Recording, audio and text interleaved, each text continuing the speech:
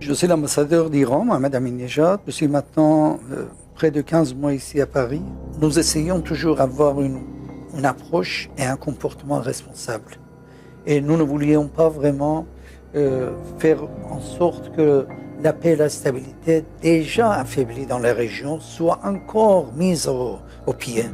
Nous n'avons pas déclaré la guerre, c'était une guerre déclarée unilatéralement, illégalement et illégitimement par Israël contre l'Iran. Depuis 1979, l'Iran promet l'éradication d'Israël. Tumeur cancéreuse à extirper, Khomeini. Israël n'existera plus dans 25 ans. Khamenei. Une seule bombe sur Israël suffirait. Rafsanjani. Et c'est imprimé noir sur blanc. Même sur des missiles Shahab 3, de fabrication iranienne. Israël doit être effacé. Ce ne sont pas des écarts de langage. C'est une politique d'État. Répétée, codifiée, enseignée. La fin d'Israël n'est pas une hypothèse pour ce régime. C'est une promesse. Chaque fois qu'il y a eu un sentiment, une imagination de danger, si vous voulez, par les Israéliens, ils ont commencé à fabriquer les prétextes, les justifications. En Irak, c'était la même chose. Alors pourquoi avoir désactivé 27 caméras de l'AIEA en juin 2022?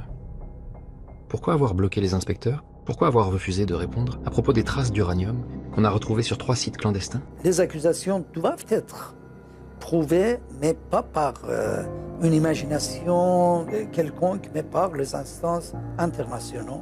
Nous avons montré, comme je vous ai dit, par le biais du travail de l'Agence internationale de l'énergie atomique, que notre activité n'a pas une nature militaire.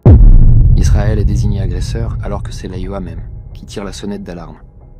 Le 26 février dernier, elle déclare que le stock d'uranium enrichi à 60% a considérablement augmenté. Que ce niveau est proche des 90% nécessaires à une arme nucléaire.